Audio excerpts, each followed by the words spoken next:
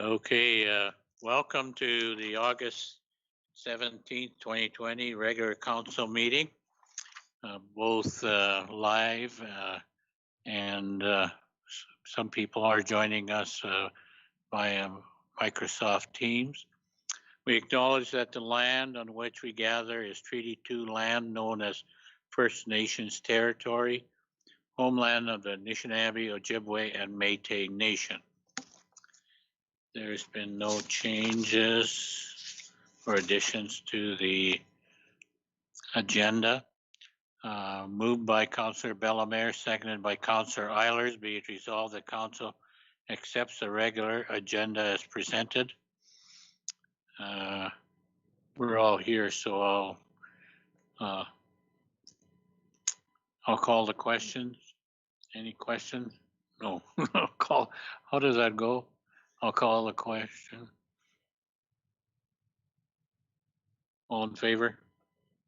Motion carried.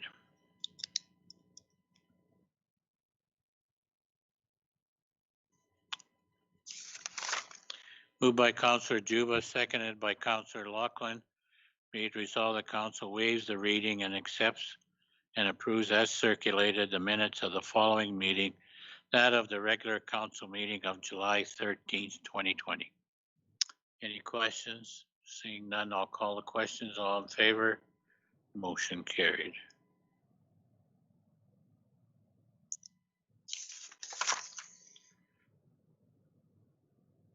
There's nobody missing. Moved by Councillor Loughlin, seconded by Councillor Juba. Be it resolved that Council now adjourns to hear the public hearing as scheduled. Council will now commence to hear the representation from the applicant and any other persons who wish to make representation for this scheduled public hearing. Anyone who has not registered but wishes to make a presentation for the public hearing, please state your name so it can be added to the registration list. Notice Fabian Carrier from the Northwest Métis Council. Is Francis going to be on? Do you know? Fabian? No, unfortunately, Vice President Chartrand is tied up in a meeting in Winnipeg at the moment with the rest of the vice presidents and President Chartrand. She sent her apologies she couldn't make it, so it's just me tonight. Very good. We will now proceed with the public hearing for conditional use application 1203-108-700/CU 20-01/03 for owner applicant Northwest Métis Council, care of Francis Chartrand for lots 8, 9, and 10, block 43, plan 336 DLTO 520 for Main Street South, to allow a provincially licensed child care center use in a commercial central zone and construction of an approximately 3,500 square foot facility to comply with the City of Dauphin zoning bylaw. Would the applicant like to speak in favor of the application? Yes, we're very eager to get started. We're aware that there is a great need for childcare in the City of Dauphin, and our new daycare, if allowed, will have 50 spots for children from as young as a few months old all the way to preschool. Okay, does council have any questions of the applicant for clarification purposes only? Any questions? Councillor Bellemare. Yes, two questions. Hi, Fabian. Hi. First of all, for the 50 children, who is your intended audience? Is this open to anyone in Dauphin, or is there a particular? Yeah, definitely anyone in Dauphin. We are the Métis people, so we are focused on Métis culture and heritage. So it will also incorporate Métis teachings and traditions in the daycare as well. So we would like to focus on Métis, but we are open to anybody, and we are currently trying to get the subsidized daycare as well. Okay. So you're going to make a lot of families in our community happy because 50 spots is a phenomenal number. We're hoping so, yeah. Yes. Okay. One question about parking. Mhm. They're very clear that where the 8 spots would be, and I understand that you have to have 11. What plan are you looking at for the other 3?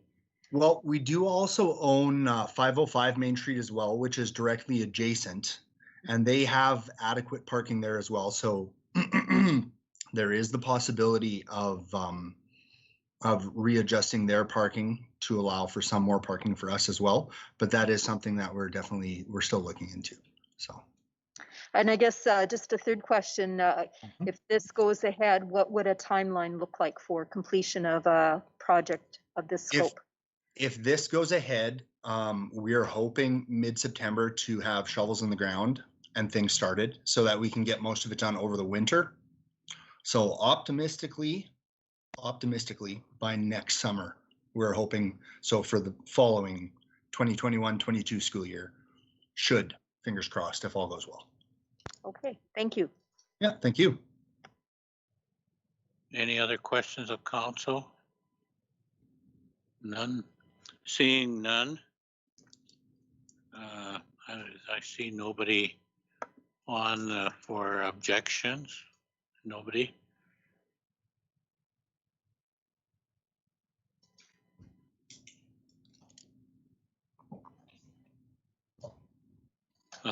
Does council feel we can make a decision tonight? Okay. So thank you for those who joined us for this public hearing. Council's decision on this application will be final and not subject to appeal.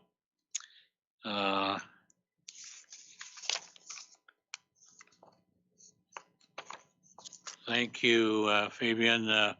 Moved by Councillor Bellemare, seconded by Councillor Juba. Be it resolved that council now reconvenes to the regular council meeting. Any questions? I'll call the questions. All in favor? Okay.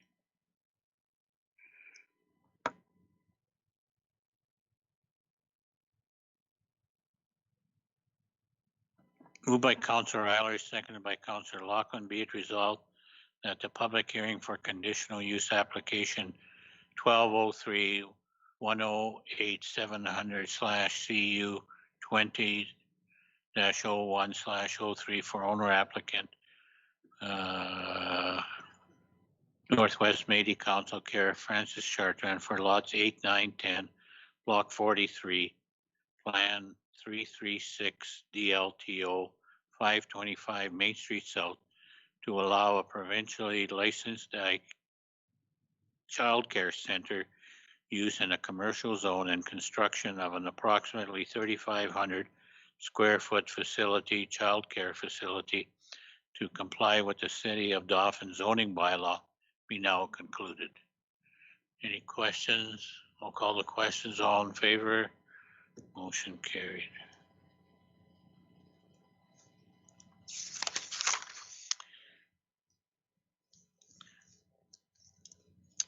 Moved by Councillor Bellemare, seconded by Councillor Lachlan.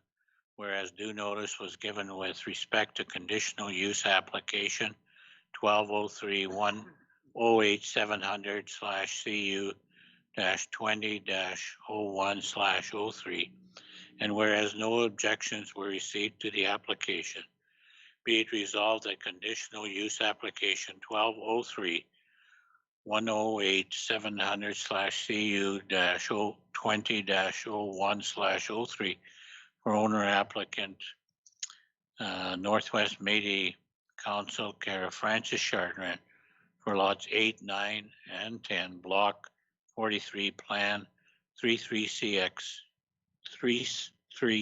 DLTO 525 Main Street South to allow a provincially licensed child care center use in the commercial central zone and construction of an approximately 3,500 square foot child care facility to comply with the City of Dauphin zoning bylaw be approved with the following conditions. A minimum of 11 off-street parking stalls will be required to be to be developed on site. The owner applicant will require to obtain the required building permits from the provincial office of the fire commissioner. A new water and service will be connected for the building. The owner applicant will be responsible for all costs associated with the installation. Any questions of councilors? I'll call the question. All in favor? Unanimous. Well, Fabian, get the shovels in the ground. And thank you for MMF for supporting the city of Dauphin. Take care. Thank you, everybody. Have a good evening. You too.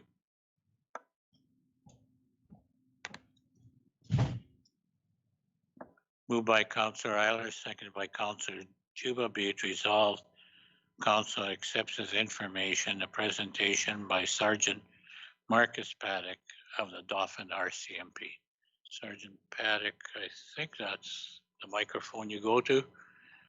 Is it on, or I don't know. Oh, we'll speak into it and see. He'll tell us. I think it's on now. Good afternoon, everybody. As said, I'm Sergeant Marcus Paddock. I'm the acting detachment commander here right now. Staff Sergeant Lucier left upstairs to the district back in April. For the meeting today, I prepared a few things.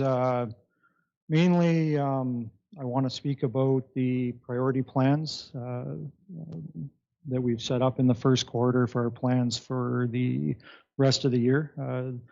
The priority plans being the parts of our job that we want to be proactive in over the course of the next year. We received your letter on dated May 26th in regards to your priorities that you wanted the police to address this year. Just to cover those off, it was reducing the impact of repeat offenders on the community, effective communication to build and maintain positive relations with partners and the public, and enhancing road safety.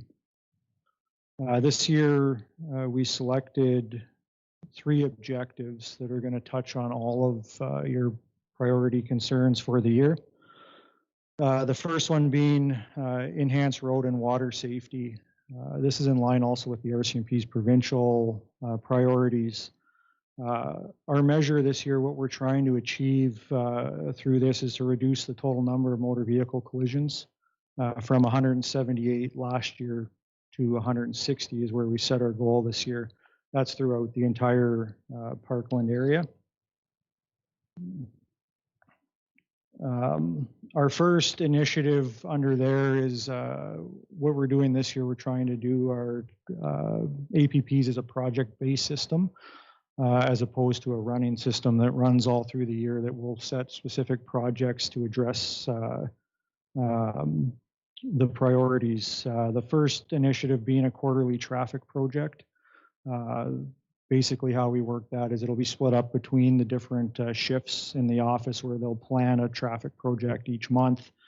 In the first quarter, we really just got it set up, and most of the numbers here are based on the first quarter.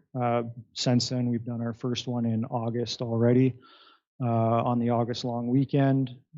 A big part of the traffic program this year, what we're trying to do is hit different areas. So the one in August was directed towards distracted driving, intersection violations, and seatbelt violations. Like I said, first quarter we got set up. We did the one in August already. A part of that as well, we're using a media strategy this year to try and get our message out a little more, to touch on the second part of your guys' priorities. We found that's been fairly effective. You see a lot of comments on the media releases and stuff like that online. Our second initiative under the traffic portion of it is impaired operation education training. We are looking at doing that in the high schools throughout our detachment area, pending what's going to be happening with school. We have one officer who was involved previously with a whole program that involved police, EMS, like a bigger type project, and that's what we're hoping to implement here in the spring quarter prior to graduation and whatnot next year for the impaired education training. In the first quarter this year, we had 34 motor vehicle collisions. We're down a little bit. We kind of expected that given the first, I say March, April of COVID, our call numbers were down for sure. Our second objective we selected this year was to prevent and reduce crimes against persons and property. This is where the targeted enforcement, especially with the CREST team, is going to touch on. Our goals this year for that were to reduce crimes against people from 571 is what we had last year to 500, and reducing crime against property from 1,038 to 950. We've selected a fair number of initiatives on this, and the nice part about the project-based system is we can add initiatives throughout the year, or as we finish an initiative, we can start another one. The first one, which we started, is a crime reduction strategy, and that's identifying and tracking selected offenders, our highest risk people to reoffend for regular checks for compliance. So in the first quarter, we selected our first 5, and we've started in July now with regular compliance checks on those people. The CREST team is also still working, and I'll touch on some of their stuff a little bit later in the presentation here. Our second initiative is a biannual, so twice a year, warrant project. We did this one last year as well and had a fair bit of success where we bring in extra officers just to go out and look for people that are on warrant status. We often find people on warrant status are out reoffending, so to try and get them picked up. We worked on another initiative this quarter for the bike registration project. I had some conversations with the councillor about the project itself. We did a bit of research and we got funding approval for it, so we're ready to roll with that. I know we're getting a little late in the summer this year, but hopefully for next year we should be running strong with that. But I'd like to get it at least started at the end of this year. That's the Garage 529 program. And then the last one we have that we're working on right now is a child abuse, sexual assault resource position at the detachment.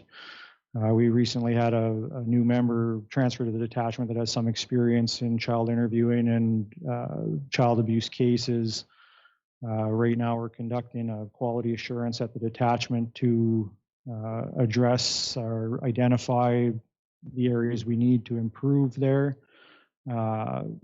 Through that, she's creating some resources and materials to help officers with these type of investigations, as they're often quite complex and high risk for us. The last objective we have this year, and I'll just touch on briefly, is an employee wellness objective to contribute to the employee wellness of the officers in the office. Specifically, we have a number of initiatives that we're doing under that with the idea to, at the end of the year, see which ones were effective in keeping a good balance for the officers in the detachment. Some of those are including wellness activities. The one we've been doing this spring was utilizing the bike trails up south of town, and we've had probably about a dozen officers almost every week going out to ride the bike trails. They've loved it for sure. Mental health ambassador, a detachment library, and adequate annual leave usage, and the proactive media releases are some of the things we've been touching on in the first quarter for that. As for calls, you said in the first quarter this year, the call volume was down a little bit. We saw that as specifically in March, April. But in the city of Dauphin, we responded to 1,005 calls for service in the first 3 months of the year, which was down from 1,071 last year. In total, we responded to 1,436 calls for service in the entire detachment area, which was down from 1,534 same period last year. Traffic collisions were down 24 from 37. Provincial traffic offenses were down 87 from 133. Impaired driving offenses were up 27 from 12. Part of that will be enforcement and looking for that type of stuff, but nonetheless still up a fairly high number. Break and enters in first quarter were down. They were 12 from 27 last year. Theft over was up. It was 8 from 5 last year. Theft under was down. It was 34 from 87 last year. Mischief to property was down 77 from 92 last year. And persons crime was about the same, 104 from 106 last year. We've got a part here on points of interest. COVID-19, we are working on a reopening plan at the detachment. We've been doing most of our regular activities when it comes to call response and stuff like that. We have had our front door closed. We've still been doing criminal record checks for essential services. In the next month, for sure, the front door will be reopened with some regulations, of course, on hand washing and mask wearing. We are anticipating and planning for higher calls for service over the next, well, already in this quarter and the next quarter, given the number of people that have been released into the community on conditions and changes in funding and payment. So we are anticipating and planning for that. Touch on CREST quickly, the Crime Reduction Enforcement Support Team. I've just grabbed a few snippets of some of their activities over the last 3 months. They did a search warrant in Dauphin here. They seized 144 rocks of crack cocaine, $4,130 in Canadian currency, legal firearm. Suspect was in possession of knives, a money counting machine on that one. We've been doing regular press releases on these two, so you might have seen some of these already at in April. They worked a lot on the large number of Skidoos and ATVs that have been stolen in the city here. People were charged in relation to that in March with we recovered 2 additional snowmobiles valued at $32,000 during the month of April. Another one in Dauphin with an adult female charged with possession for the purpose of trafficking cocaine. Another adult male and adult female charged with possession for purpose of trafficking cocaine. Possession of property obtained by crime. 3 grams of cocaine were seized and $6,000 cash. Adult male charged with possession of methamphetamine for the purpose of trafficking. Weapons possession, well prohibited ×2, and a bunch of traffic offenses. That was in relation to a traffic stop. Also during that one, an adult female was charged for possession of methamphetamine for the purpose of trafficking. They seized 19 grams of methamphetamine and $380 in cash. 2 cans of bear spray on that one as well. We had another one in June, adult male charged for possession purpose of trafficking cocaine, possession of a weapon for a dangerous purpose, possession of property obtained by crime, failing to comply with conditions. They seized 30 grams of cocaine, 80 grams of marijuana, 11 marijuana plants, and a stolen vehicle during that one. So they've been seeing a lot of success over the past. They're fully staffed now, up to there's 3 of them working upstairs and 2 out of Brandon that are all working together in one unit. Staffing levels wise right now, out of our 15 regular member establishment for the city of Dauphin, we have 14 of those right now. We have all 3 of our municipal employees. On the provincial side, we're short 2 regular members. We had 1 additional public servant join us on the provincial side. Like I say, Staff Sergeant Ray Campbell will be the new detachment commander that's coming in. He's currently in Swan Valley and he's got to sell a house. So we're waiting for the house sale to happen, and then he'll be down here in the detachment commander's position. Otherwise, that's all the information I have, but open any questions anybody might have. Yes, thank you very much for that report. Appreciate it. I just had, you said the number of incidences were down. Was that because more people were at home and properties were basically, watched and stuff, or is there any other reason that you could?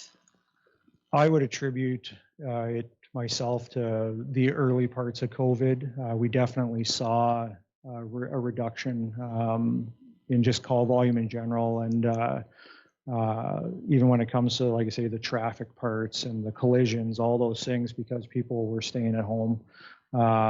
Certainly since earlier in the quarter, our call volume's gotten back up. So it was, like I say, in my mind, directly correlated to, at that time, some of the restrictions that were put in place for travel and people being at home. The other question I had is, you said that there was a number of releases into our community, early releases, I believe is what you said. Is there a number that you have, and can you share that with us? I don't have a number.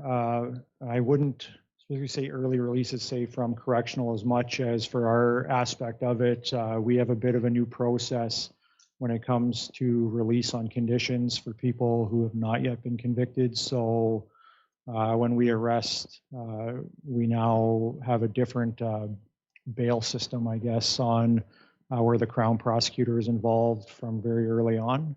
So our number of remands, which are people we're holding in custody up until their trial time, has been much lower since then, but I don't have an exact number of how many that has been since say COVID started, or since we changed our procedures for doing that. And with the closure of the jail, is there much more time dedicated to moving people who have been caught or are being charged? held in custody? We would have expected that, given the thing that changed and all that was COVID. And with when COVID started, they changed our procedure for holding people in custody as well. So we'd anticipated when the jail closed that we would have to transport, on the weekends, we'd have to transport prisoners to Brandon or another facility, and the sheriffs do that during the week. Because of COVID, they changed the manner they're doing that in the whole province. So anybody that we've been holding in custody has been taken to Winnipeg, to the remand center instead. We have not had the detachment itself do any of those transports. So it's hard to answer the question, just in that we changed 2 things at the same time, with the jail closing and then the COVID response at the same time. So any of our remanded prisoners we've had, we've been able to have the sheriffs transport them for us, and they've been taking them to Winnipeg as opposed to somewhere closer by. If the jail was still here, we'd still be taking them to Winnipeg. So it's been definitely a big change for us in the way we're handling that. And normally, like I say, we'd have a much higher number of people that would need that. But given some of the changes from COVID, we just haven't had those numbers like we usually would. Thank you very much. I was interested in your comment about reducing the number of traffic accidents, and I think you said what the strategy would be, that there would be education at the high school. Right. So I don't know if you have this statistic, but if you look at car accidents in our area, is there sort of a somewhat standard breakdown between impaired and just bad driving?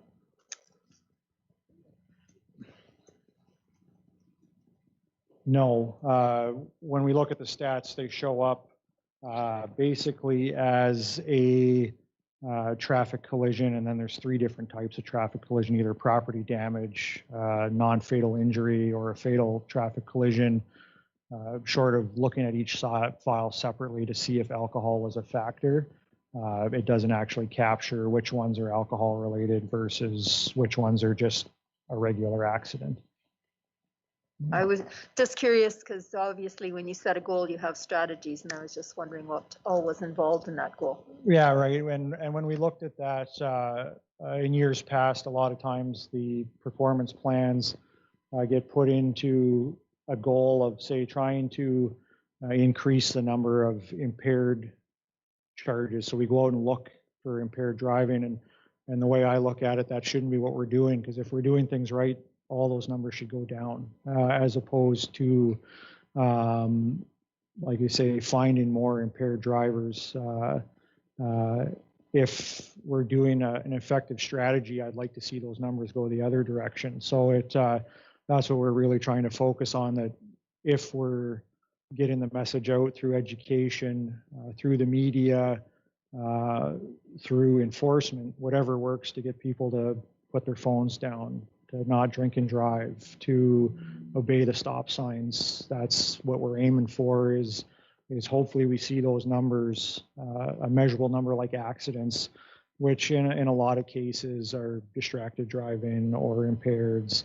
Of course, there are ones that are just purely an accident or a lapse in judgment or a mistake, but I'm hoping through all those little initiatives we see those numbers drop, regardless of the root cause, I guess, of it. If it was impaired or distracted driving, that hopefully we just see those number of collisions reduce.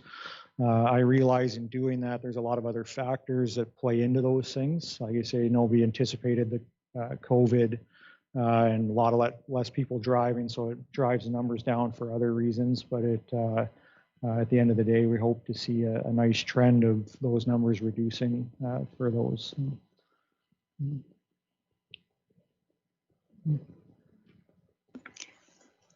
So just a comment, I'm really happy to see the child abuse and the sexual assault position. I think that's very much needed and probably very long overdue.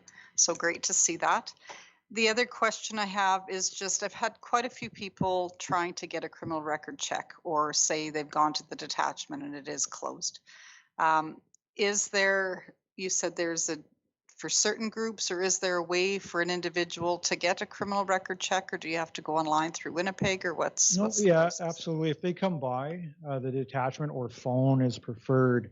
What we've been doing is we've been doing it all by email, and then just confirming their identity when they come pick it up. So for the vast majority, people haven't been looking for criminal record checks for volunteer things and stuff like that, because they're just not happening yet anyway. But for work purposes, we've still been doing them, but we've been doing it mostly by email. So if they call the office and talk to one of the municipal employees in the front there, they've been sending it by email. If the person doesn't have access, we've been able to make arrangements to have it dropped off at the office, and they can pick it up, pick the papers up. What we've been doing is outside the office for now, and I would anticipate in the next couple weeks that we'll have the front door open, and they'll be able to do the same thing in the foyer there.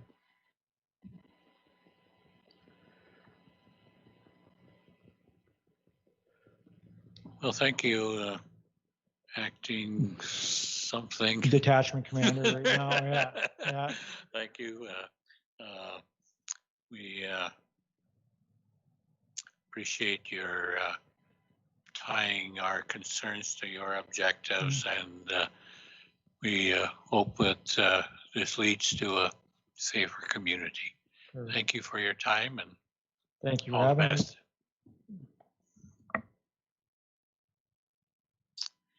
Do we get a copy of your? Oh, okay. Or send it to her and then she'll, counselors want a copy? Yeah, and we'll distribute from there. Thank you.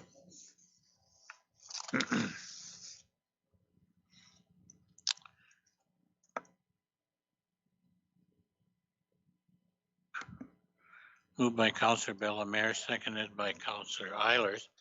Be it resolved that all items listed under item 5 consent agenda be approved as follows and form part of these minutes.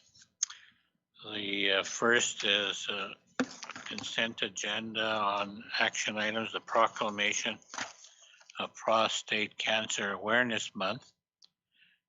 Whereas prostate cancer is the most common cancer among Canadian men, and whereas 1 in 9 Canadian men will be diagnosed with the disease in his lifetime, and whereas every day in Canada, 63 men are diagnosed with prostate cancer and 11 die from the disease, and whereas the survival rate for prostate cancer can be close to 100% and when detected early, but if detected late, 3 out of 4 men will die. And whereas those with a family history of disease or those of African or Caribbean descent are at a greater risk of developing prostate cancer. And whereas the City of Dauphin supports the Prostate Cancer Canada and all individuals committed to raising awareness about prostate cancer. We now, therefore, we, the Council of the City of Dauphin, do proclaim September 2020 as Prostate Cancer Awareness Month. Is dated this day, 17th of August, and I've signed the proclamation.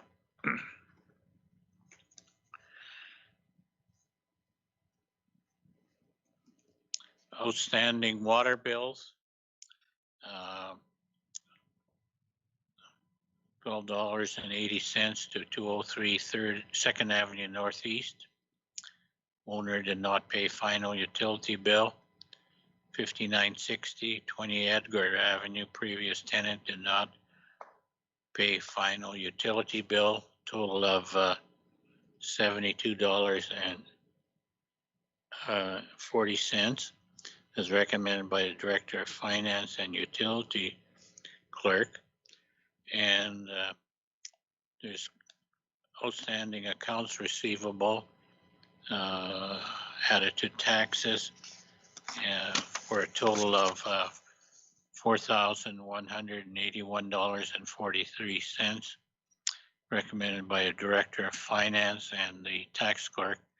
And I'll ask the Deputy City Manager to comment on that. Ready?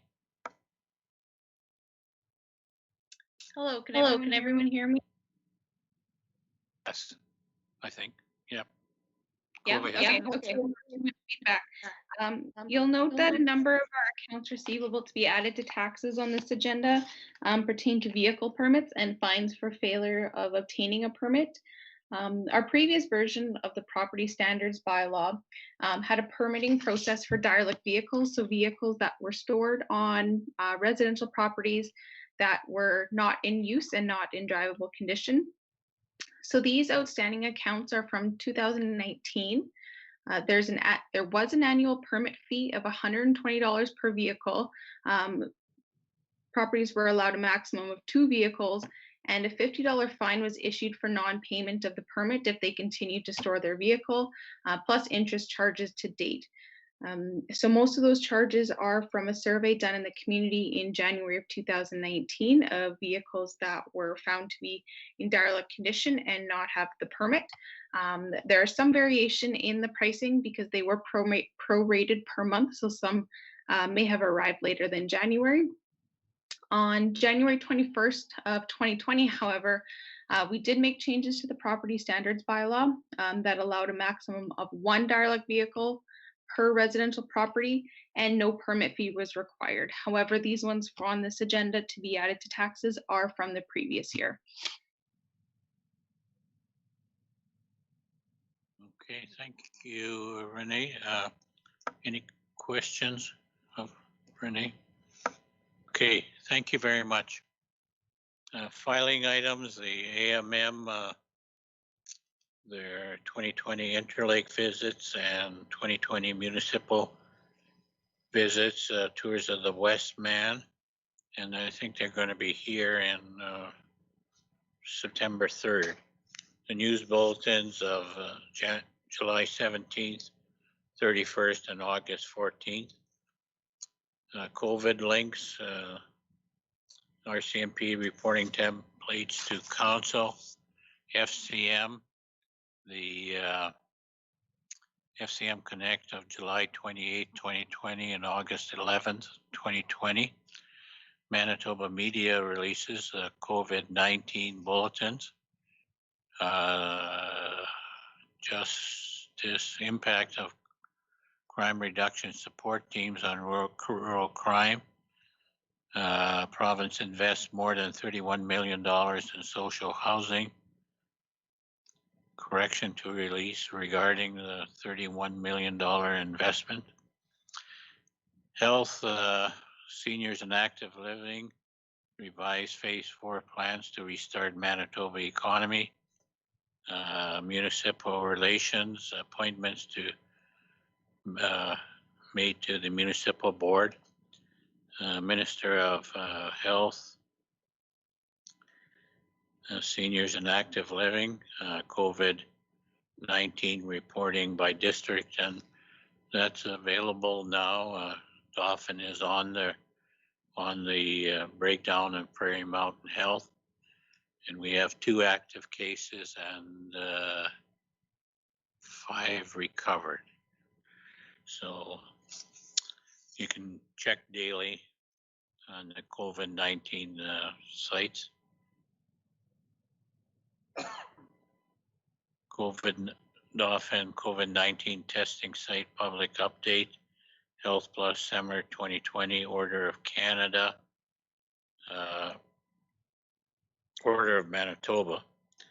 And City of Cold Lake Criminal Code Amendments Letter and Municipal Infrastructure Provincial Road 366 as recommended by the mayor and city manager. Any questions? Seeing none, all in favor? Motion carried. Moved by Councillor Eilers and seconded by Councillor Juba. Be it resolved that council accepts as information the following corporate report, August 17th, and that of the city manager. Charla, go ahead. Hello, Charla? Hang on. Hello. Thank you, Mr. Mayor. Can everybody hear me? Yes. Oh, thank you. And thanks to council for letting me participate online today. Feeling under the weather, non-COVID related, and most likely will be back at work tomorrow. Before I start my report, I just wanted to comment on one of those filing items. It was from the AMM, and they had provided some RCMP reporting templates. I did work with Acting Staff Sergeant Marcus Paddock to ensure that the reports that they are providing to the city fall in line with those templates, and he assured me that yes, they did. So he is using the same templates as most other RCMP detachments use for reporting to council. So that was great to hear. It has been about 5 weeks since our last council meeting, and I have attended quite a few meetings, and also it did enjoy almost a couple of weeks of holidays in there. So it's been a wonderful summer in terms of weather. However, I think that we can all agree that the next item that I'm going to talk about, which is the regular COVID-19 update, there has been some changes. in our province in the last few weeks that I suspect we are all concerned about. So phase 4 of the province plan to reopen was in effect. It has been in effect since July 25th. At that time, management reviewed the new rules and determined that we wouldn't substantially change what we're doing. And at the time, the daily new cases were low, and we did relax some of those restrictions. And that was basically allowing a few more people into City Hall. We were attending meetings spread out in council chambers, and even contemplated with proper social distancing, allowing some of the public back into to offices or the staff area. However, because of the drastic increase in new cases, we have again reviewed that. So management did meet last week, and we, as the mayor alluded to or did talk about, that there's no district reporting. So we know that there are active cases in Dauphin, and we thought that we should be looking at what we're doing again. So what we will continue to do is ensure physical distancing, proper hand hygiene, having staff members stay at home and sick, basics, which is the basics of the right so much. We will continue the requirement for our staff to self-assess before attending work and following the directives of health links. We are going to be continuing the assessment process with visitors to all City Hall buildings. We have installed physical barriers, and we're working on the requirements for masks. We will continue to limit the number of members of the public in City Hall, and meetings with the public will be by appointment and also held in the large public areas of our buildings. And we will be encouraging forms of payment from the public that do not involve attending the clerk's desk, which could be online or by check or cash in the drop box or by check in the mail. We do know that our water bills due and that our taxes are due at the end of September. So it is not something that we want to shut down City Hall and restrict all access. The economy is very important. We need to balance the effects of COVID with the requirement to keep our safety protocol. We're also encouraged to see the number of businesses and the Chamber of Commerce are continuing discussions about the basics as outlined above and exploring mask use for businesses in town. Next thing I did want to talk about is the 2020 tax collection. Because the province delayed the requirement for property owners to pay school taxes to September 30th, the city also delayed the municipal taxes to September 30th. Normally that would have happened July 31st. That's our normal due date. Each year, the Director of Finance prepares a report summarizing the amount of taxes collected as of August 3rd, or usually 3 days after, and compares it. And that report is provided to council. But just to comment, compared to previous years, there's approximately 75% of municipal taxes still owing, which is compared to approximately 10% owing in previous years. So in other words, the city has collected approximately 65% less municipal taxes than we usually collect.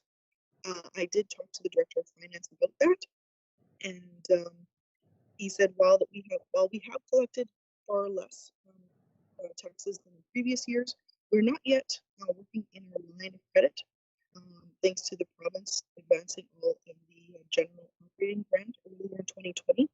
And we do want to thank those property owners who have paid their taxes prior to the September 30th deadline. And something to note, the Director of Finance will prepare another report after the September 30th deadline. One other thing that we have been talking about, or that we've been working on, and is the further security of the city of Dawson's water. So we have two sources of water. One is through Edwards Creek from Edwards Lake and Rocky Mountain National Park, And the second is Vermilion Reservoir, which is just north of Rocky Mountain National. We have been working now for a couple of years with the park to secure an agreement for access to water from Edwards Lake in perpetuity, and just received a comment or a call from the park that they are close to coming back to the table to look at this agreement.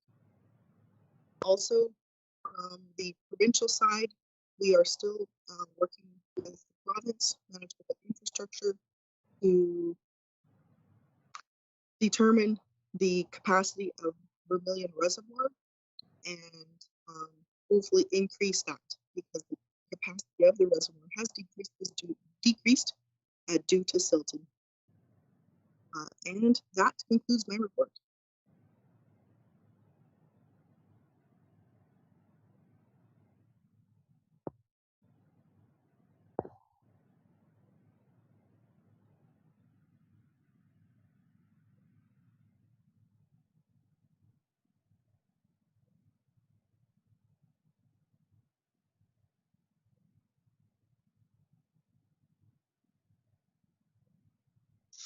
Moved by Councillor Lachlan, seconded by Councillor Eilers.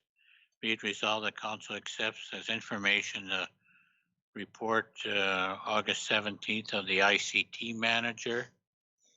Any questions or on that? If not, I'll call the question. All in favor? Motion carried.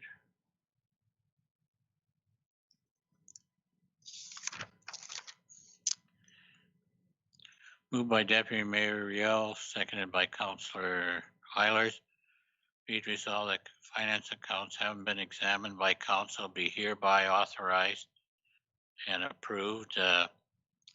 Checks 26801 to 26960 for 160 checks for 1,288,478.38, and there's no voids. Electronic payments for July, there's 6 of them, mainly payroll, 174,391.46. Of the big ones, $37,409.43. That's the amount we pay for 911 to the city of Brandon. OSS June for recycling and collection, $20,176.55.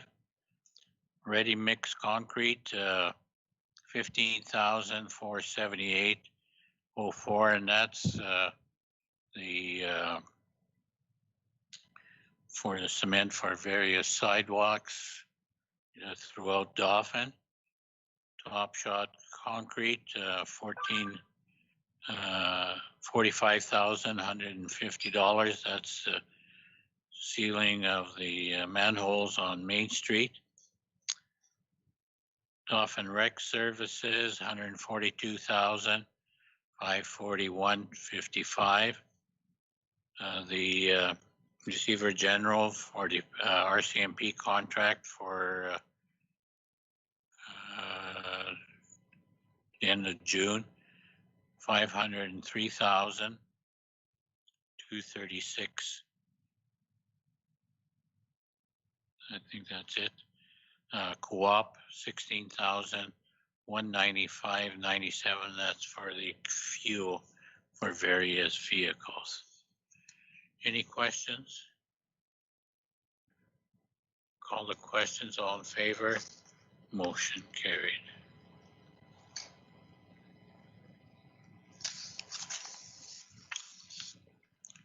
Moved by Councillor Bellemare, seconded by Councillor Eilers. Be it resolved that council accepts as information the unaudited financial statements before FASB for the period ending June 30th, 2020, including the general fund balance sheet and income statement, and the utility fund balance sheet and income statement. Both look in very healthy condition right now. Any questions? Call the questions. All in favor? Motion carried.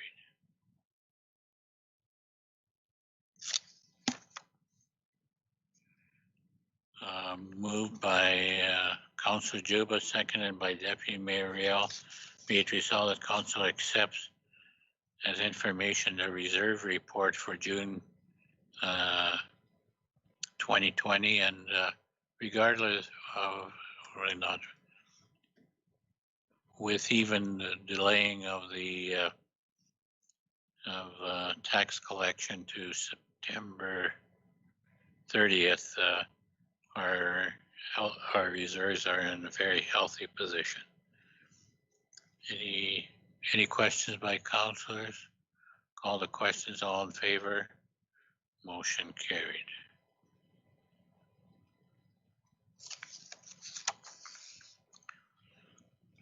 Moved by Councillor Loughlin, seconded by Councillor Bellemare. Be it resolved that council accepts as information the 2020 property tax collection report, and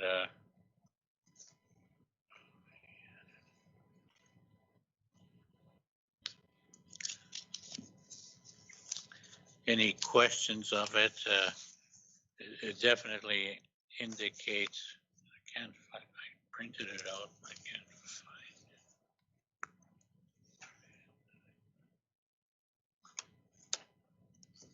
Anyway, we're at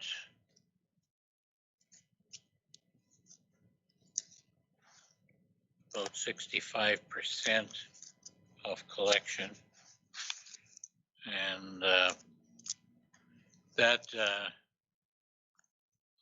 the deferment of the tax collection due to COVID to September 30th, thought we're still,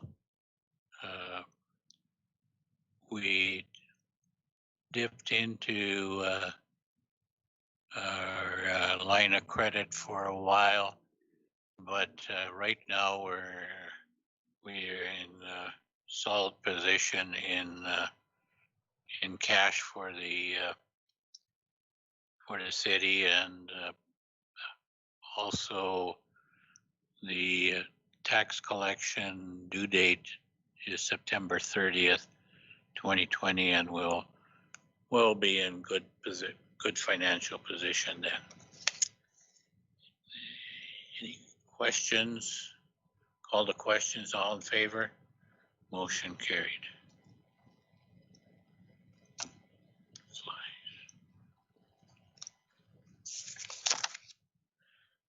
Moved by Councillor Eilers, seconded by Councillor Riel.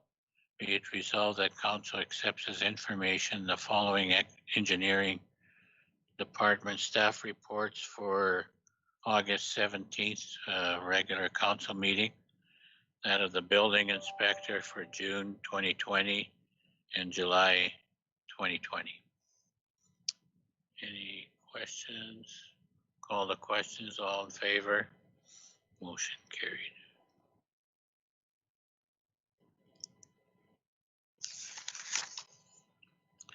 Moved by Councillor Juba, seconded by Councillor Loughlin. Be it resolved that council accepts as information the following protective services reports for August 17th, and that of the animal control officer for monthly report of May 2020, June 2020, and March and rodent control reports of March to June 2020.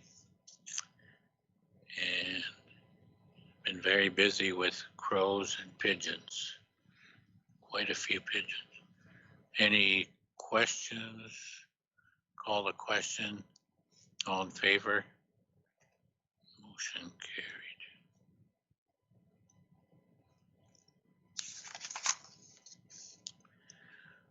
Moved by Councillor Bellemare, seconded by Deputy Mayor Riel. Be it resolved, the council accepts as information the minutes and reports of the following meeting. The Intermountain Watershed Meeting Conservation Standing Committee of June 17th, 2020.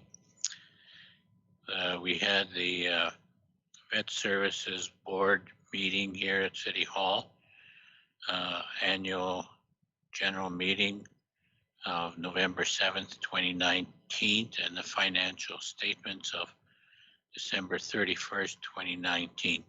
And we've advertised for the position of Secretary Treasurer, and we'll be looking at fulfilling that position shortly.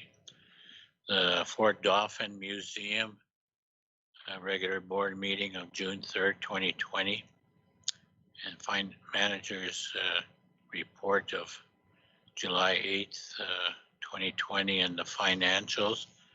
The Rec Board regular board meeting of June 24th, 2020, the reports of July 2020, July 20th, 2020 reports from the meeting. The statement of revenue, expense, and recovery due to June 30th, 2020 financial statements, December 31st, 2019, and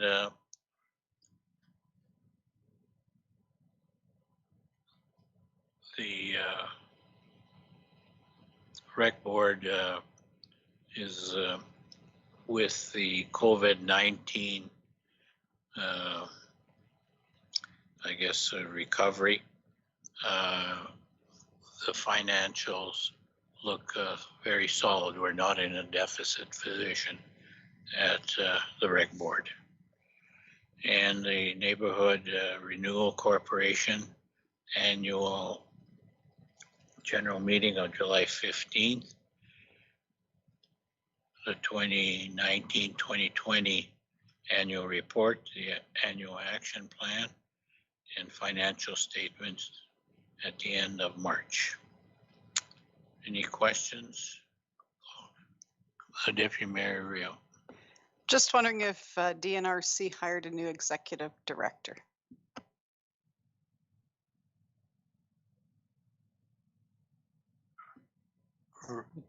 I can answer that. Oh,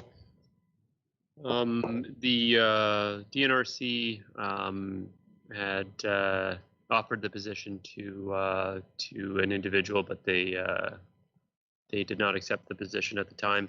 I believe there is an alternate choice, and I think an announcement will be made shortly as to that. But I believe it's definitely in the works. Yeah, should be probably within a week.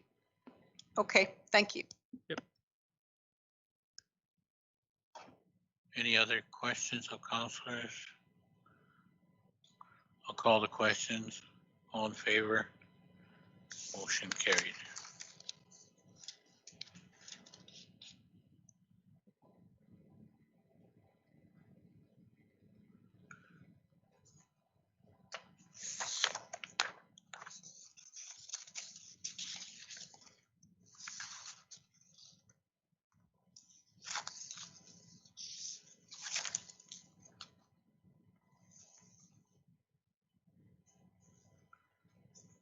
Now we'll move in. There's no items in correspondence or unfinished business. The new business, the Bill 48, the potential impact on municipalities, moved by Councillor Loughlin, seconded by Councillor Juba. Whereas the Associate AMM solicited resolutions from municipalities to help them determine priority issues for lobbying activities and policies. And whereas Manitoba Municipal Relations has introduced a new bill for debate, Bill 48, the Planning Amendment and the City of Winnipeg Charter Amendment Act, and there are concerns with several potential implications for municipalities from the proposed amendments.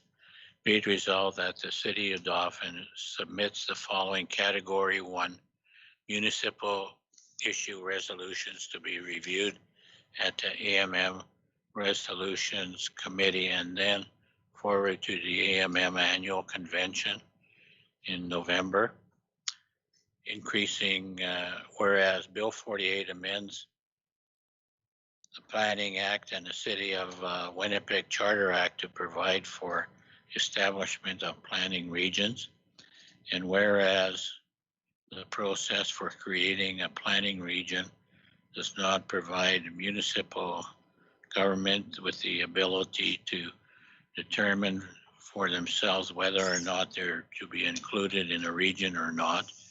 And whereas municipal governments who are elected by the citizens to make decisions about community land uses, long-term development and management of municipal infrastructure are best positioned to determine whether participation in the planning district benefits their citizens.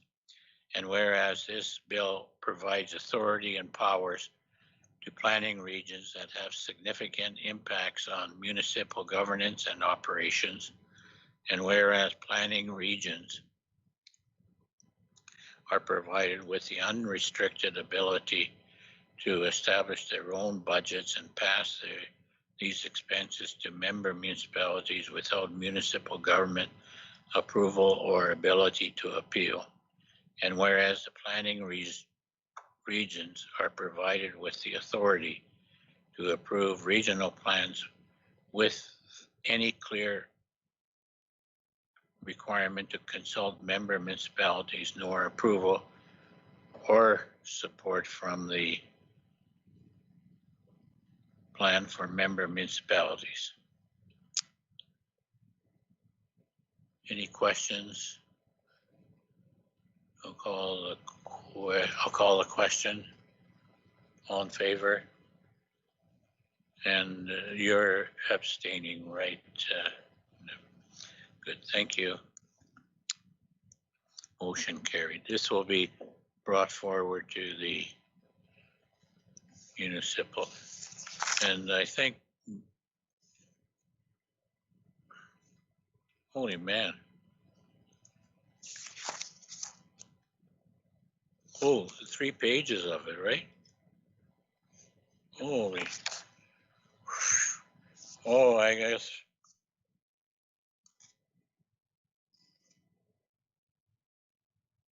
Holy man.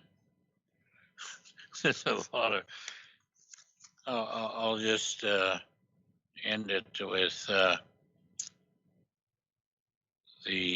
therefore be it resolved that the AMM lobby the province of Manitoba to remove the appeals process proposed in Bill 48 and replace them with measures that enhance accountability for land use decisions, but ensures that local council and planning districts retain the authority to shape and guide community development and land use within their communities.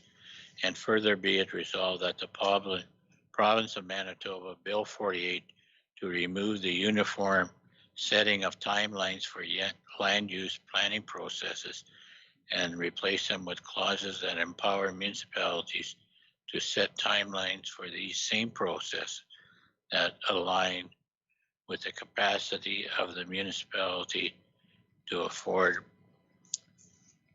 affordability provide these services. Okay, I guess, any questions? Everybody still in favor? It's been a big discussion with the city caucuses and the communities around Winnipeg, and the city of Winnipeg have a lot of issues with this, and if it passes, it will affect municipalities throughout the province, and not so much for us. Well, it may affect us if we have some land use discussions. So I think it's a good, we're in, as a united effort, we'll be lobbying the province on this. So motion carried. Never realized it was 3 pages. So. Moved by Councillor Loughlin, second by Councillor Juba, whereas the AMM Executive Committee consists of the President and 2 Vice Presidents who hold elections for a 2-year term at the AMM Annual Convention in November, and whereas Deputy Mayor Riel was elected to the City Council in October of 2018, and whereas Council of Dauphin encourages and supports Deputy Mayor Riel in her bid for a Vice President position, be it resolved that Council of the City of Dauphin nominates and supports and encourages Deputy Mayor Carrie Riel to run for Vice President position of the Association of Manitoba Municipalities Executive Committee. Any questions? You're all excited and ready to get to. Well, thank you for putting your name forward and wish you all the best, Deputy Mayor. All in favor? Motion carried.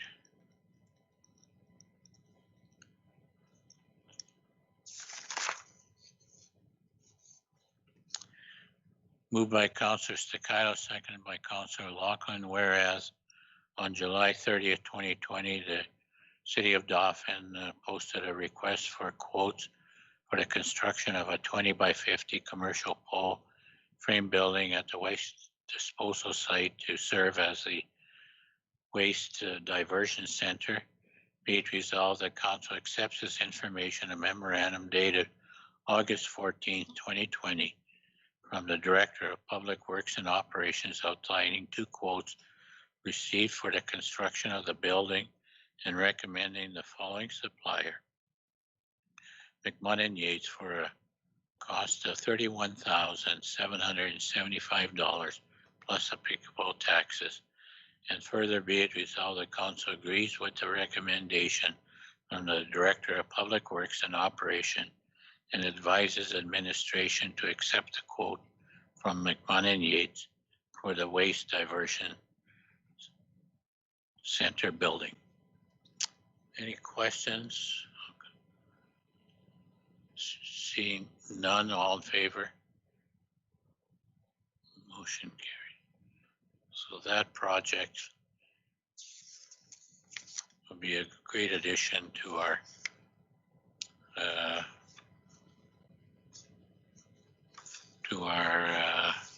waste disposal site.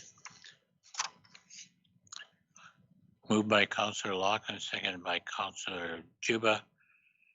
Be it resolved that Council Bylaw 2020 being a bylaw of the City of Dauphin, amending Bylaw 02/2009 from the regulation and control of traffic and parking in the City of Dauphin, replacing yield signs with stop signs, be now read a second time. Any questions? Call the question. All in favor? Motion carried.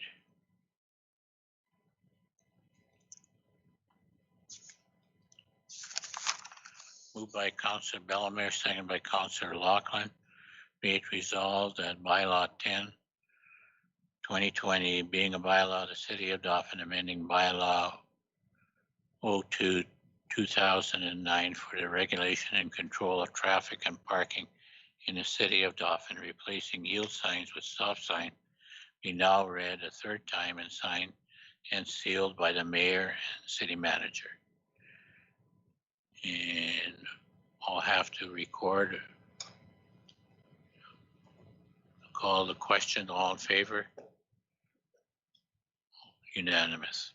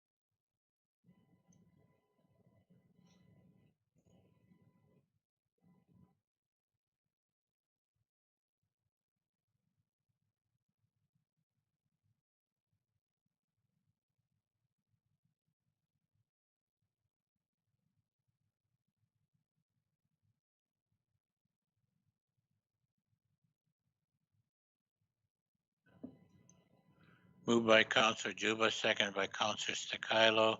Be it resolved, the council accepts as information the invitations.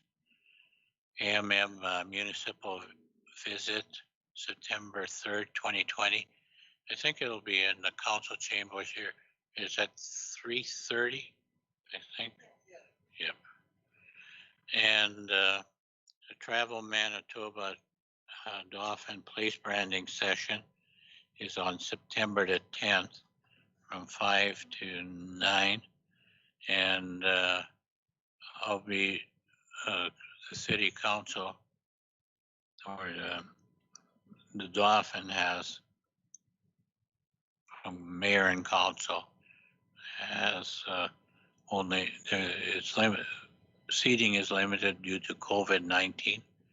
So, and there's a lot of community representation, and I plan on attending. But I was talking with Ember, and that they haven't got all the RSVPs back, and if there's positions opened up, we'll let you know. And the AMM Fall 2020 caucus meeting, city caucus meeting is in Steinbach on the September 24th, and the mayor and the city manager are planning on attending. We were to have it this year, but with all the cancellations and that, we deferred to next year, and it'll be held in Dauphin next year. Any questions? Call the questions. All in favor? Motion carried.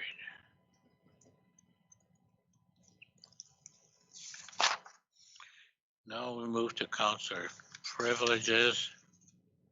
We'll start way on the, with Councillor Bellemare.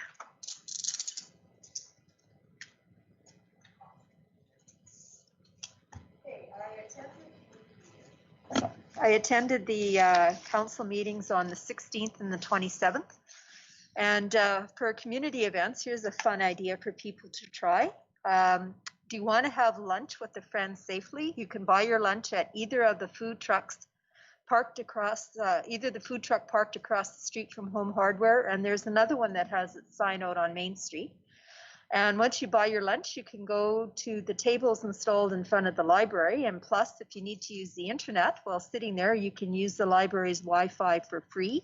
The password is found on the entrance door to the library. On August the 1st, I watched the virtual Ukrainian Festival stage show.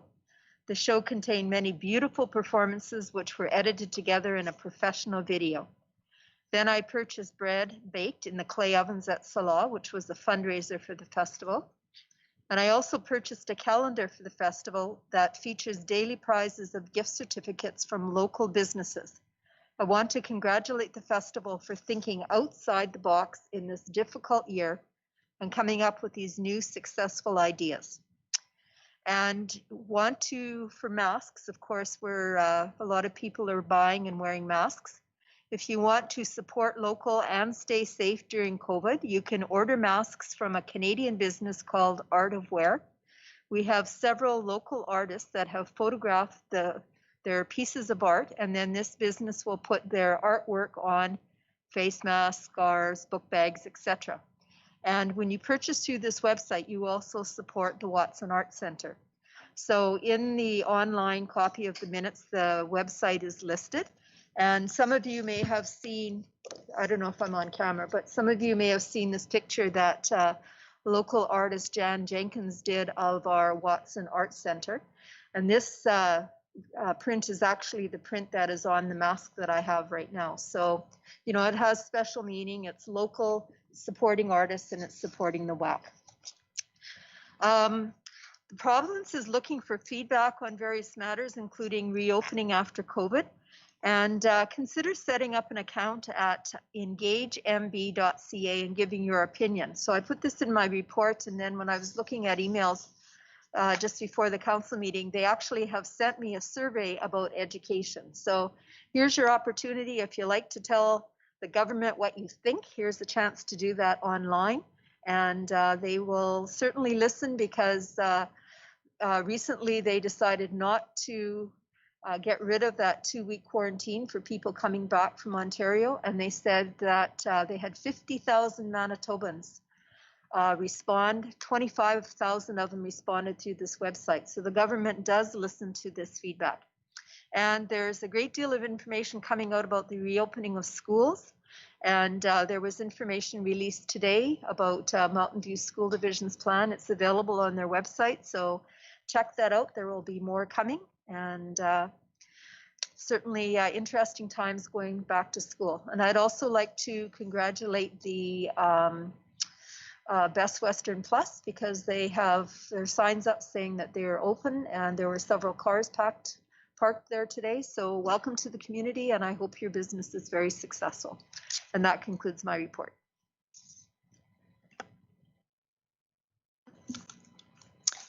Thank you, Mr. Mayor. July 13th, I attended the regular council meeting. July 23rd, I attended the public open house for electric transportation strategy at the CUP. I'd like to just say a job well done for the people that came from Winnipeg. They were very informative and very interesting to talk to. July 27th, I attended the PNP. Then I went on holidays, came back August 14th, had a meeting with the city manager. And other than that, I had several complaints about COVID. I'm really glad that the province has decided to put Dauphin on the map and individualize a little more to our community. I've had many inquiries about schooling, and I've had several inquiries in regards to property standards. And that ends my report.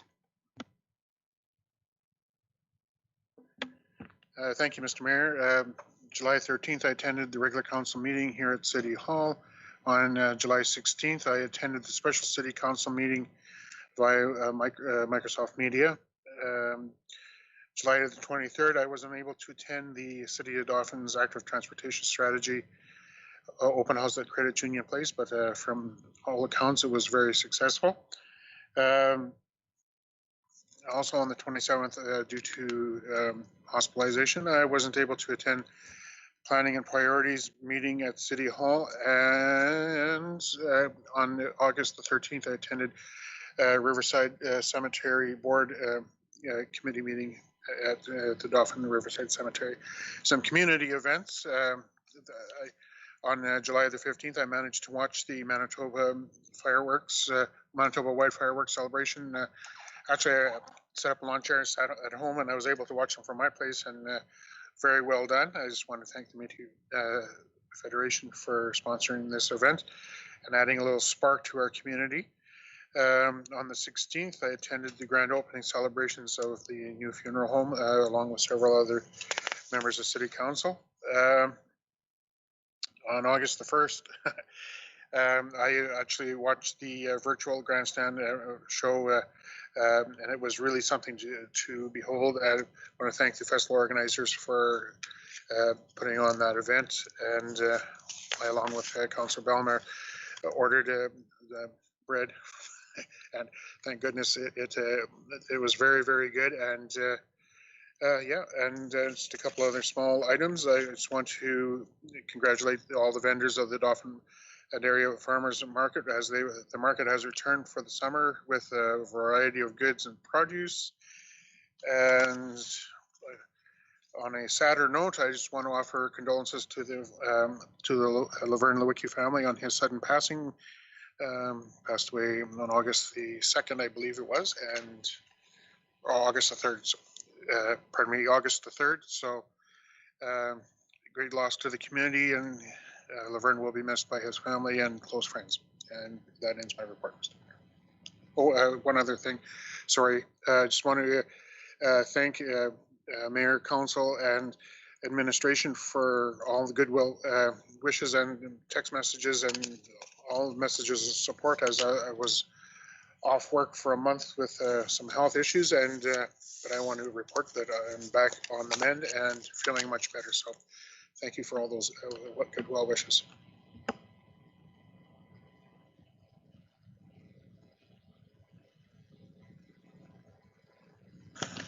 Thank you.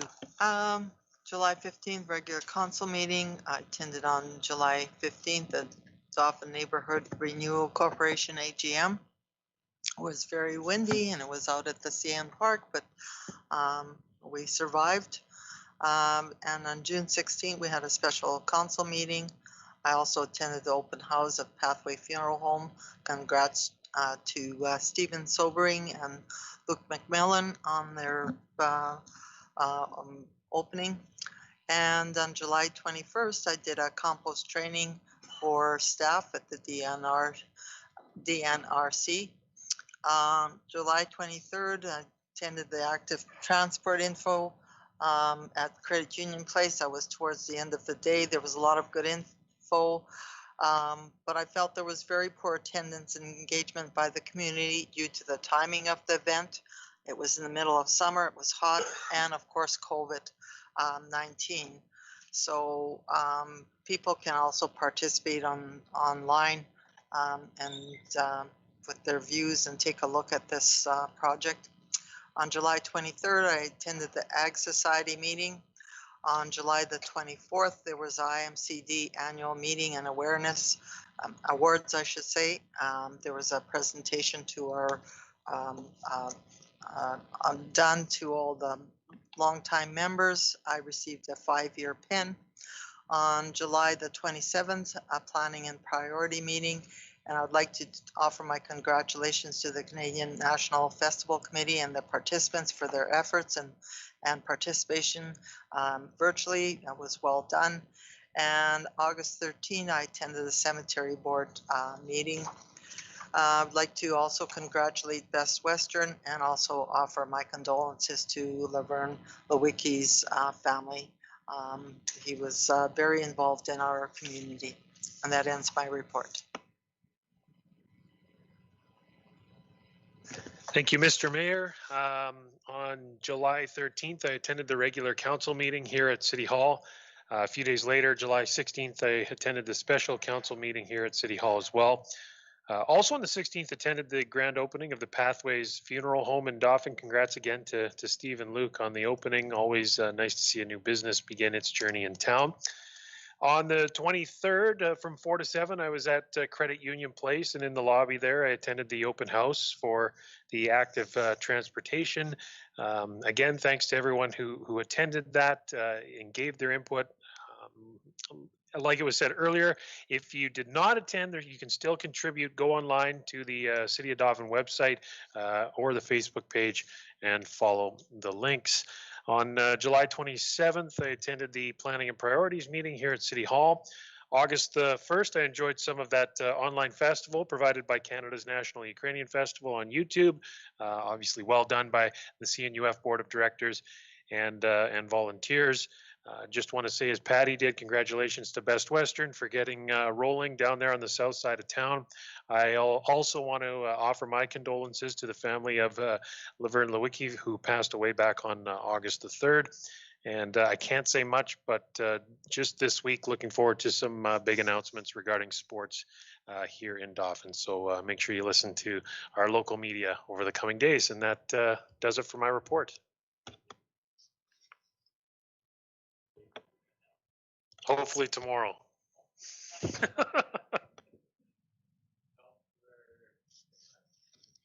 Thank you, Mr. Mayor. For myself, attended the regular council meeting on July 13th. July 15th, attended the Dauphin Neighborhood Renewal meeting prior to the AGM. At the meeting, the board was excited to welcome a couple of new board members to the organization, as well as thank Mary Meyer for her many years of service, her many years of work with DNRC. Additionally, we thanked JL Gias and Lynn Smith for their dedication to the board as their term expired this year. Also, we had an update on the hiring process for the new executive director. And as mentioned a little earlier, announcement will be made soon. Also, following our meeting, the Dauphin Neighborhood Renewal Corporation had our annual AGM. Outgoing Chairman JL and outgoing Executive Director Mary gave an update on the year's past activities and highlighted a number of projects that were funded under the Small Grants Fund. They, along with Community Liaison Angie, also touched on some of the projects in the works moving forward in 2020 and into 2021.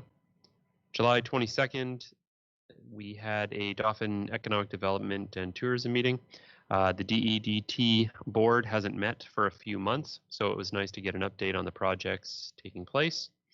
City staff updated the board on the progress made to date on the strategic plan that is currently being created. As you know, the DEDT board provides input and advice to the city on matters that relate to economic development and tourism, as well as advocates on their behalf. Discussion of future board restructure or realignment was put forward with the idea of having a more focused avenue for board input to the city. More discussions and thought on that will be forthcoming. On July 27th, I also attended the Planning and Priorities meeting. And it was my first meeting back in person in the council chambers, and it was nice to be able to get back amongst everyone. July 29th, Dauphin Rec Board meeting. Staff gave updates on various activities, programs, and projects happening at various facilities, and it's nice to hear that some activities are moving forward, albeit with restrictions. The ice is in at the Cup and is being utilized by some groups and individuals already. Also, the Aquatic Center is updating their schedule weekly, so feel free to check out their website for the most up-to-date programming. And back on July 23rd, I also attended the Active Transportation Strategy Open House. I want to thank all those that participated in the open house and to those that provided feedback to Jamie and his team at Urban Systems. The information that was gathered will be filtered and taken into consideration for the draft plan. I just want to note upcoming event on September 9th. The Rec Health and Leisure Mart will be happening at the Cup in the curling rink as it has in prior years. If you or your children are planning on signing up for any group activities for the upcoming year, please plan to attend the mass registration evening at the curling rink. They will be able to provide some information. Those groups will be able to provide some information on how they're rolling out their programming for the upcoming year. And finally, I just want to extend my thanks and appreciation to the citizens of Dauphin during this sort of resurgence of COVID that we're seeing. It's great to see everyone continuing to exercise social distancing procedures and being respectful to one another. Some businesses have made it mandatory to wear a mask while visiting their establishment, so please continue to respect their protocols.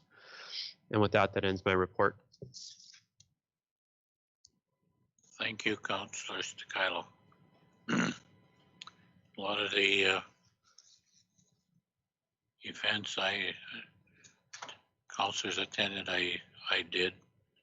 Also, cut the ribbon on the opening of Pathways Funeral Services. Welcome to our community. I attended the Neighborhood Renewal Annual Meeting. 27th, the Planning on Priorities, the 29th, the Rec Board meeting, and I mentioned during the meeting that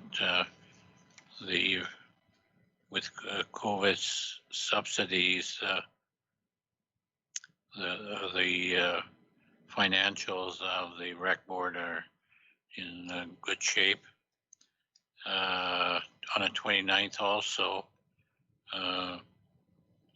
the City Caucus meeting on Bill 48. I don't know when was the Economic Board meeting. I attended that one. Also on the 29th, and you've I've never attended one of these, but the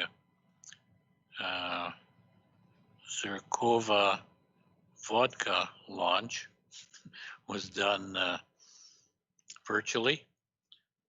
The people were planning on attending the festival, and they're following the recipe that originated in the Ukraine.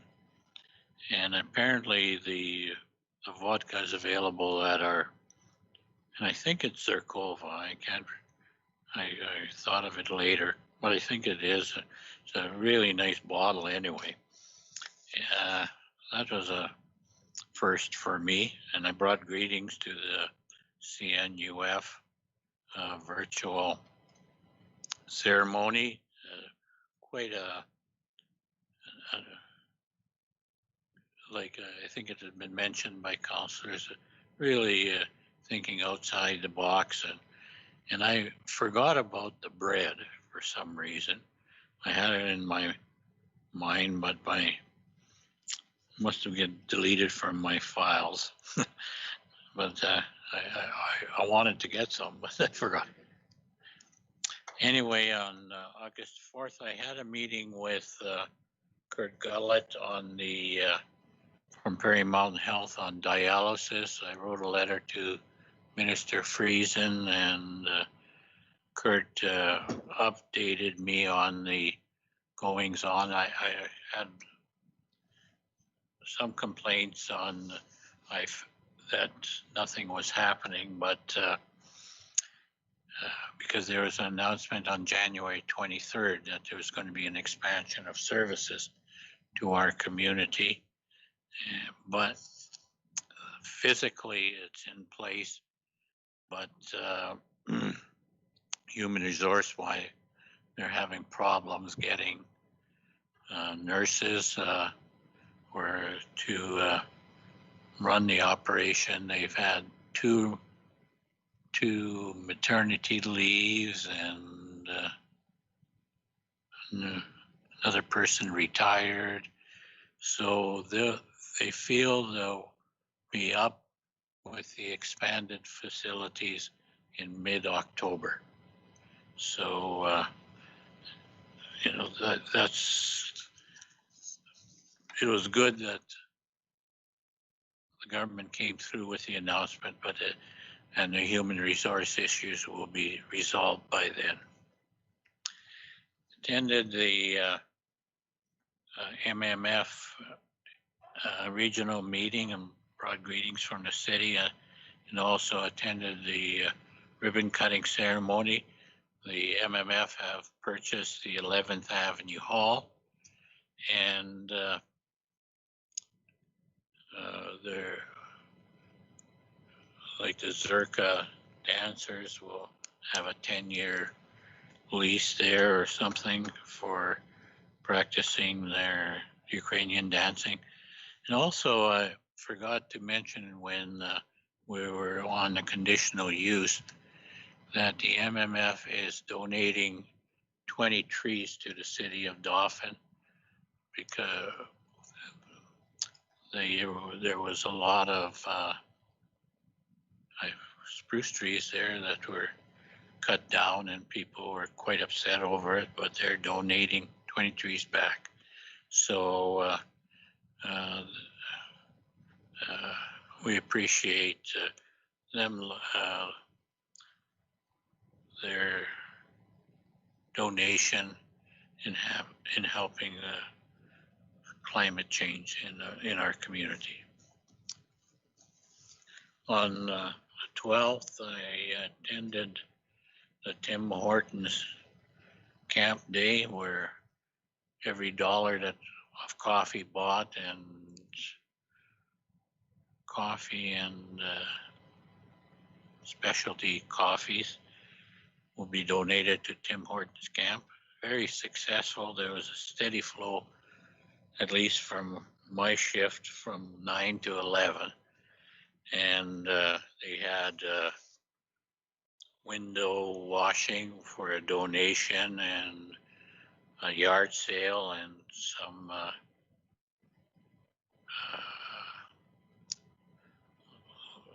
gifts or draws for various Tim Hortons out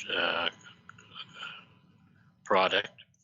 So very successful event, and thanks to the community that supported Tim Hortons. And offer congratulations to Dauphin's own Tyson Stakilo. He was appointed Auditor General for Manitoba. Won't mention that, I'll mention, and brother of our counselor. I think older one, isn't it? Just a bit. And I'll have to do a little of personal bragging. My son Gordon is president of the Chartered Professional Accountants for this year, and he got his fellowship in the Chartered Professional Accountants. Also, to mention COVID-19, the city sent out a press release to encourage people to continue practice of wash your hands, and also social distancing of 6 feet, and strongly recommend face masks and honor the wishes of businesses that urge face masks in their facility.